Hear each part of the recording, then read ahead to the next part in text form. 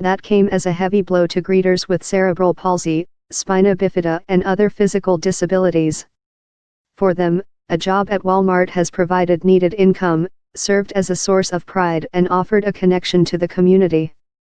Now Walmart, America's largest private employer, is facing a backlash as customers rally around some of the chain's most visible and beloved employees.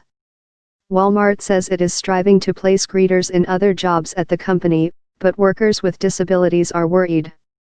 Donnie Fagnano, 56, who has worked at Walmart for more than 21 years, said he cried when a manager at the store in Lewisburg, Pennsylvania, called him into the office last week and told him his job was going away. "I like working," he said. "It's better than sitting at home." Fagnano, who has spina bifida, said he was offered a severance package. He hopes to stay on at Walmart and clean bathrooms instead. Teresa Sowers, an 81-year-old greeter with heart failure, said she desperately needs her Walmart job to help pay for her medicine and mortgage. Sowers, of Stuart, Florida, who's worked for the chain for more than 18 years, said her manager told her they had no other openings suited to her ability. Walmart greeters have been around for decades, allowing the retail giant to put a friendly face at the front of its stores. Then, in 2016, Walmart began replacing greeters with hosts, with responsibilities that include not only welcoming customers but helping with returns, checking receipts to deter shoplifters, and keeping the front of the store clean. Walmart and other chains have been redefining roles at stores as they compete with Amazon.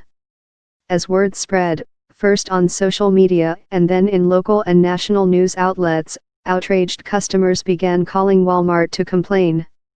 Tens of thousands of people signed petitions. Facebook groups sprang up with names like Team Adam and Save Leslie. A second-grade class in California wrote letters to Walmart's CEO on behalf of Adam Catlin, a disabled greeter in Pennsylvania whose mother had written an impassioned Facebook post about his plight. Walmart said it has offered another job to Catlin. "I love it, and I think I've touched a lot of people," said Powell, 34, who has an intellectual disability. She once rescued a 3-year-old boy who'd wandered into the parking lot and led him back to his parents at checkout. In Vancouver, Washington, John Combs, 42, who has cerebral palsy, was devastated and then angered by his impending job loss. It had taken his family 5 years to find him a job he could do, and he loved the work, coming up with nicknames for all his co-workers. Wasser urged the retailer to give these people a fair shake. "If you want to make your actions match your words, do it. Don't be a wolf in sheep's clothing."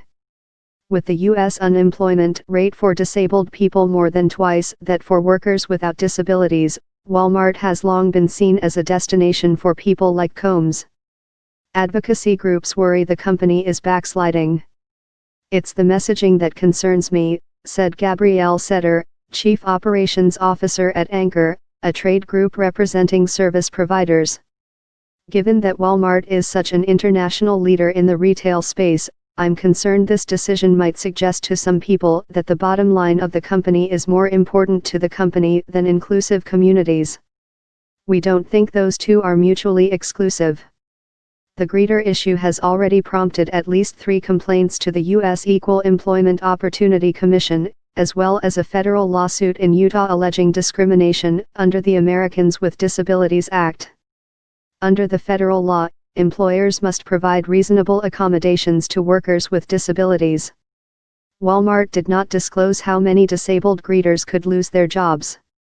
The company said that after it made the change at more than 1,000 stores in 2016, 80 to 85% of all affected greeters found other roles at Walmart. It did not reveal how many of them were disabled. Last week, Walmart told greeters they would have the customary 60 days to land other jobs at the company. Amid the uproar, the company has extended the deadline indefinitely for greeters with disabilities. "We recognize that our associates with physical disabilities face a unique situation," Walmart spokesman Justin Rushing said in a statement. "The extra time," he said, "will give Walmart a chance to explore how to accommodate such employees." Walmart said it has already made offers to some greeters, including those with physical disabilities, and expects to continue doing so in the coming weeks. "It seems like they don't want us anymore," said Hartzell, who has cerebral palsy. Jay Melton, 40, who has worked as a greeter in Marion, North Carolina, for nearly 17 years, loves church, Tar Heels basketball, and Walmart. His sister-in-law, Jamie Melton, said the job is what gets him out of bed.